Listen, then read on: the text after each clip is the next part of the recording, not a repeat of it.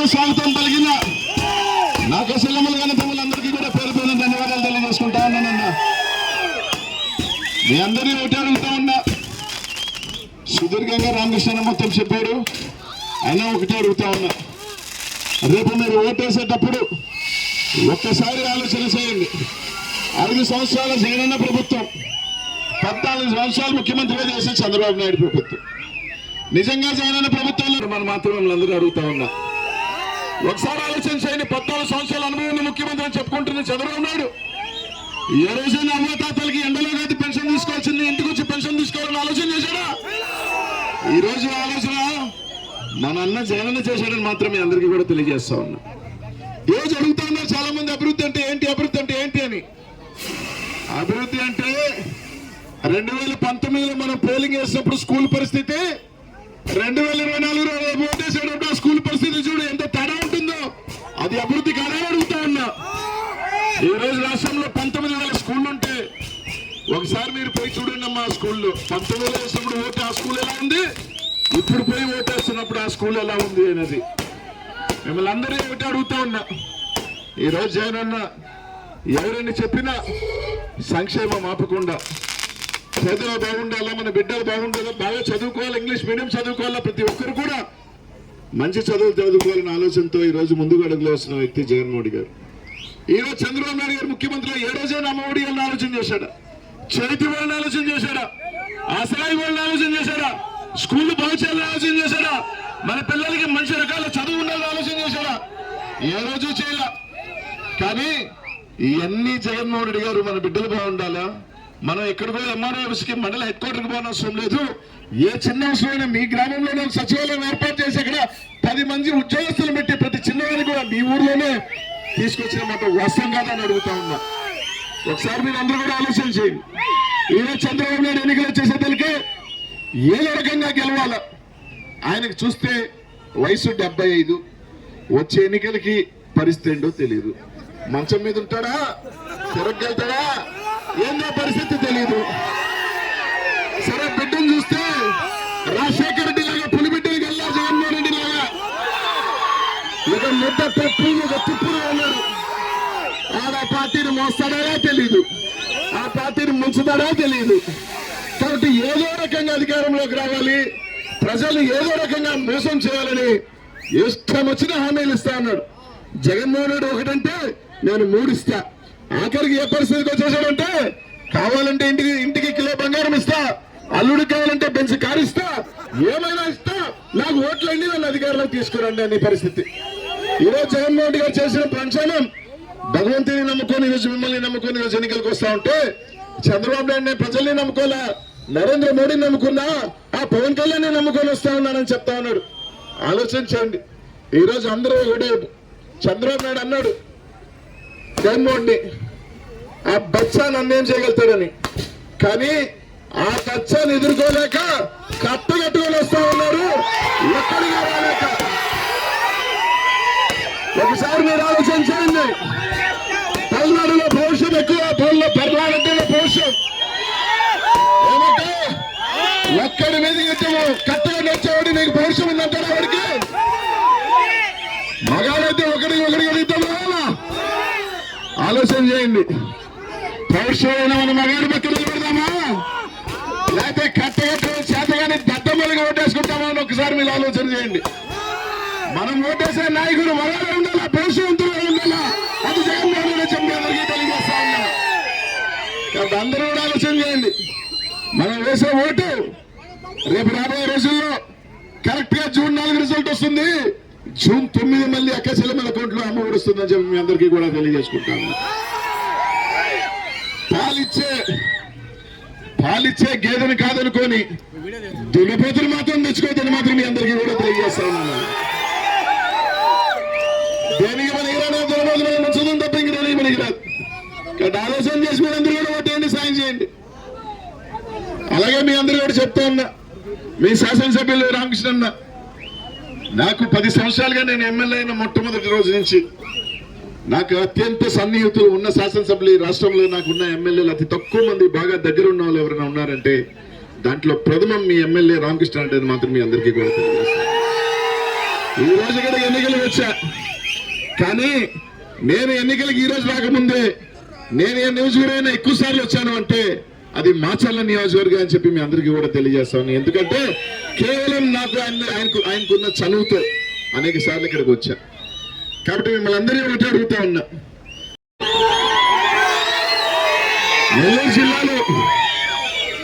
నెల్లూరు జిల్లాలో నాకేమీ వేల కోట్ల ఆస్తి లేకపోయినా, నేను రాజకీయాల్లోకి వచ్చేటప్పటికి నాకు తండ్రి లేకపోయినా, నాకు అన్నా తమ్ముళ్ళు అక్క చెల్లెలు ఎవరూ లేకపోయినా, జగన్మోహన్ రెడ్డి ఆశీస్సులతో నెల్లూరు లాంటి జిల్లాలో ఒక నాయకుడిగా ఎదిగా 2 సార్లు వరుస పెట్టి ఒకే ఒక్క బీసీ ఎమ్మెల్యేగా గెలిచాడు నేను మాత్రమే చెప్పాను చేస్తాను. స్వతంత్రం వచ్చిన తర్వాత ఒకే ఒక్కరు మంత్రి అయ్యారు బీసీ, అది అనిల్ కుమార్ యాదవ్ అనేది. మూర్ఖం ఎక్కువ, అదే మూర్ఖం మొండితో పట్టుదలతో ముందుకు వెళ్ళా. భగవంతుడు ఆశీస్సులు ఇచ్చాడు, నెల్లూరు ప్రజల ఆశీస్సులు ఇచ్చాడు, జగన్మోహన్ రెడ్డి గారి మంచి ఆశీస్సులతో నెల్లూరులో నాకంటూ ఒక చరిత్రను రాసుకున్నా. అవన్నీ పక్కన పెట్టి జగనన్న నన్ను నువ్వు నర్సరావుపేట పార్లమెంట్కి పో నా కోసం అని చెప్తే నేను అక్కడే ఉండుంటే, గట్టిగా అడుగుంటుంటే నాకు అక్కడే ఇచ్చేవాడు, నేను మంత్రి కూడా అయ్యేవాడిని. కానీ జగన్మోహన్ రెడ్డి గారి మాట కోసం భగవంతుడు నన్ను ఇక్కడికి పంపించాలని రాసి ఉన్నంత దాన్ని ఎవరు ఆపలేరు. కాబట్టి జగనన్న నన్ను పిలిచి నువ్వు పో అంటే నా అన్ని కూడా పక్కన పెట్టి ఈ ప్రాంతానికి వచ్చా. ఒక మంచి ప్రాంతానికి వచ్చాను. నాకు అనుభవం 2 నెలల నుంచి నేను ఏ గ్రామం తిరిగినా నన్ను ప్రతి ఒక్కరు కూడా తమ సొంత కుటుంబ సభ్యుల్లాగా, తన సొంత బిడ్డలాగా ప్రతి గ్రామానికి వెళ్తున్న ఆదరిస్తున్న తీరు ఎప్పటికీ మర్చిపోలేనని మాత్రం మీ అందరికీ కూడా తెలియజేస్తా ఉన్నాను. ఈ రోజు మిమ్మల్ని అందరినీ కూడా ఒకటి అడుగుతా ఉన్నా, ఈ గ్రామంలో ప్రతి ఒక్కరిని కూడా ఒకటి అడుగుతా ఉన్నా, ఈ రాష్ట్రంలో తెలుగుదేశం పార్టీ లోకేష్ ఒక ఎర్ర బుక్ పెట్టుకొని తిరుగుతా ఉన్నాడు. ఆ ఎర్ర బుక్ లో 4 పేర్లు రాసుకున్నాను, 4 అంతు తేలుస్తానని చెప్తా ఉన్నాడు. ఆ 4 పేర్లో ఒకే ఒక్క బీసీ ఉన్నాడు, అనిల్ కుమార్ యాదవ్. అంటే ఎదిగేదని మాత్రం లేదన్నా, ప్రతిపక్ష పార్టీ ఈ రాష్ట్రంలో ఒక బీసీని వెంటాడుతుంది, ఓటాడుతుందని చెప్తుందంటే వాళ్ళకి ఆ మాత్రం అనిల్ కుమార్ యాదవ్ అంటే ఆ మాత్రం ఉంది. కాబట్టి ఆ స్థాయికి ఎదిగా, కష్టంతో ఎదిగా, మీ ప్రాంతానికి వచ్చా, మీ బిడ్డగా వచ్చా. నన్ను రాజకీయంగా పెంచుతారు, లేదంటే చిన్న చిన్న వాటి మీద తుంచుతారు, మీ చేతుల్లోనే ఉందని మాత్రం మీ అందరికీ కూడా తెలియజేస్తారు. అన్ని వదులుకొని వచ్చిన, నమ్మకంతో వచ్చిన, ఖచ్చితంగా ఈ ప్రాంత ప్రజలు పెద్ద మెజారిటీ అనిల్ కుమార్ యాదవ్ని గెలిపిస్తారు. స్వతంత్రం వచ్చిన తర్వాత మొట్టమొదటి ఎంపీగా ఇక్కడ కూడా చరిత్ర రాస్తారని చెప్పి మీ అందరికీ కూడా తెలియజేస్తా ఉన్నా. మీ అందరికీ కూడా మాట ఇస్తా ఉన్నా, మంచి మనసు చేసుకొని, పెద్ద మనసు చేసుకొని మేము దీవించండి. ఒక ఎంపీగా ఒక బీసీ అయితే మంచి పేరు తీసుకొస్తాడు, మీ అందరికీ తలెత్తుకునే విధంగా ఉంటాడు, అందరినీ కూడా కలిపి ముందుకు వెళ్తాడని చెప్పి మీ అందరికీ కూడా తెలియజేస్తా ఉన్నా. మీరు ఎక్కడికన్నా వెళ్ళి చెప్పుకోవచ్చు, మా ఎంపీ అనిల్ కుమార్ యాదవ్ మా వాడు అని తలెత్తుకునే విధంగా ఉంటారని చెప్పి మీ అందరికీ కూడా తెలియజేస్తా ఉన్నా. ఆలోచించే సాయం చేయండి. మీ అందరికీ ఒకటే చెప్తా ఉన్నా, చిన్న చిన్నవి ఉంటే సర్దుకుందాం, సర్దుకొని ముందుకు పోదాం, కలుపుకొని ముందుకు పోదాం. ఏమన్నా ఉంటే సరిదిద్దుకుందాం. మీ బిడ్డగా ఇక్కడికి వచ్చారు, కలిసి పనిచేస్తాం, అన్ని రకాలుగా అందరికీ కూడా అండదండలుగా ఉంటాం.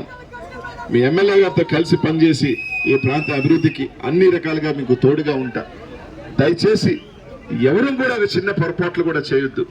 ఎందుకు చెప్తున్నాను అంటే అన్నా, నేను 28 ఇది ఇక్కడ నేను పోటీ చేసిన రోజున, ఆ రోజున నా నియోజకవర్గంలో నా సోదరులు అంటే నా వాళ్ళు ఎవరు కూడా 9,000 ఓట్లుంటే కేవలం చాలా తక్కువ మంది నాకు ఓటేశారు.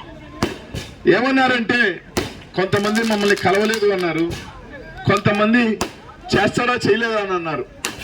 నాకు నెల రోజుల టైంలో నెల్లూరు అంతా నాకు కొత్తగా 25 సంవత్సరాలుగా నేను కలిసే అవకాశం నాకు లేకపోయింది. కేవలం 294 ఉమ్మడి రాష్ట్రంలో 90 ఓట్లతో ఓడిపోయిన ఆ రోజు. 90 ఓట్లు. 10 కుటుంబాలు, గుర్తుపెట్టుకోనన్నా, 10 కుటుంబాలు నాకు వేసుంటే ఆ రోజు నేను చిన్న వయసులో నెల్లూరు జిల్లాలో ఎమ్మెల్యే అయ్యేవాడిని. అయిపోయిన తర్వాత అందరు బాధపడ్డారు, అరే వేసుంటే మనోడు ఎమ్మెల్యే ఏంటు కదా అని. అయిపోయిన తర్వాత అనుకునే ప్రయోజనం అన్న 5 సంవత్సరాల జీవితం అయితే నన్ను ఎమ్మెల్యే కాకుండా చేసింది కదా, 5 సంవత్సరాలు కష్టపడాల్సి వచ్చింది. అంటే నేను ఎందుకు చెప్తున్నానంటే తర్వాత మనం పొరపాటు చేసుకున్నా కూడా సరిదిద్దుకునేదానికి ఏమి ఉండదు. ఆ పొరపాటుని ముందే దిద్దుకుంటే మంచి జరుగుతుందని మాత్రం. ఎందుకంటే నిలువెత్తే సాక్ష్యం నేనే. 10 కుటుంబాలు, కేవలం 10-15 కుటుంబాలు ఆ రోజు నాకు ఓటేసి ఉంటే 28 సంవత్సరాలలోనే నెల్లూరు జిల్లాలో చిన్న వయసులో ఎమ్మెల్యే అనే చరిత్ర నాకు ఉండేది. అది కోల్పోయినా తర్వాత చాలా బాధపడ్డారు. 2019లో 100% వేసినారు నాకు. అందరూ కూడా కలిసిగట్టుగా పోయినసారి జరిగిన పొరపాటు. కాబట్టే చెప్తా ఉన్నా, ఒక్కరు కూడా పొరపాటు చేయకుండా సాయం చేయండి అన్న. మీ అందరికీ కూడా తప్పకుండా మీ పేరు నిలబెడతాను. ఏ ఎంపీ చేయని మంచి చేస్తానని మాత్రం మీ అందరికీ కూడా తెలియజేస్తా ఉన్నా. నేను ఎప్పుడు కూడా ఈ చేస్తా అని ఎప్పుడు చెప్పను. ఖచ్చితంగా చెప్తా ఉన్నా, చేసిన తర్వాత చూపిస్తా నేను ఏం చేస్తానని. అంతే తప్ప ఇది చేస్తా అది చేస్తా అని చెప్పే మనస్తత్వం నాది కాదు. తప్పకుండా మంచి చేస్తా, చేసి చూపిస్తా. కాబట్టి ఒక్క కుటుంబాన్ని కూడా చెప్తా ఉన్నా, చిన్న వాటి మీద కేవలం 4 రోజులే ఉన్నాయి. ఈ 4 రోజుల్లో మీరు చిన్న తప్పు నిర్ణయం కూడా ఎవరు కూడా తీసుకోవద్దని మాత్రం. మీ బిడ్డగా ఈ ప్రాంతాన్ని నేను కాకపోయినా నన్ను హక్కును చేర్చుకున్నా. నేను వచ్చిన తర్వాత చెప్పా, నెల్లూరులో కూడా నన్ను ఇంత పెద్దగా మా వాళ్ళు నన్ను అంత ఆదరించారో నాకు తెలియదు, కానీ ఈ ప్రాంతంలో నేను ఎవరో తెలియదు, నేను ఎక్కడున్నానో తెలియదు, కానీ ఈ ప్రాంతంలో ప్రతి ఒక్కరు కూడా నన్ను హక్కును చేర్చుకున్న తీరు నిజంగా చెప్తాను. ఆ భగవంతుడు నన్ను ఏ జన్మలో నా తల్లిదండ్రులు ఎంతో కొంత పుణ్యం చేసుకుంటూ ఉంటే మాత్రం వచ్చిందని చెప్పి తెలియజేసుకుంటాను. కాబట్టి చెప్తున్నాను అక్క, అందరికీ కూడా, ప్రతి అన్నకి కూడా చెప్తున్నా, ఒక్కటి కూడా సాయం తప్పు చేయొద్దు. మళ్ళీ కూడా చెప్తున్నా, ఈ ఎలక్షన్ నేను ఎంపీనే, కేవలం తిరగలుగుతా. నా ఎంపీ ఎలక్షన్ అంతా బాధ్యత నాకు ఎమ్మెల్యేలే చేసి పెడతారు. కాబట్టి మిమ్మల్ని అందరినీ కూడా అడుగుతా ఉన్నా, 2 ఓట్లు ఫ్యాన్ గుర్తు మీద రామకృష్ణకి నాకు సాయం చేయడం మాత్రం మీ అందరికీ కూడా అడుగుతా ఉన్నాను అక్క, సాయం చేయండి. తప్పకుండా చెప్తా ఉన్నా, ఇక్కడ ఒక స్వర్ణయుగం లాగా ఒక బీసీ వచ్చాడు, మంచిగా చేశాడు అని మాత్రం తోనే ఇక్కడి నుంచి ఏదో ఒక రోజు వెళ్తాను తప్ప తప్పకుండా చెడు మాత్రం ఒక చెడ్డ పేరు తెచ్చుకుని మాత్రం పోను. కాబట్టి సాయం చేయండి, మీ ఆశీస్సులు ఇవ్వండి, దీవెనలు ఇవ్వండి అని ఇక్కడున్న అక్కచెల్లెములు అన్నతమ్ములు అందరినీ కూడా మరోసారి పేరును కూడా అడుగుతా ఉన్నాను అక్క. సాయం చేయండి, 2 ఓట్లు ఫ్యాన్ గుర్తు మీద వేయండి. సాయం చేయండి, దీవించుకుంటూ ఉంటానని తెలియజేసుకుంటూ సెలవు తీసుకుంటా ఉన్నానన్నా. జై జగన్. 2 ఓట్లు ఫ్యాన్ గుర్తు మీద ఎంపీగా నాకు ఎమ్మెల్యేగా రామకృష్ణునికి సాయం చేయడం మాత్రం అందరూ కూడా మనసు పూర్తిగా కూడా కోరుకుంటూ సెలవు తీసుకుంటా ఉన్నా. జై జగన్ అన్న.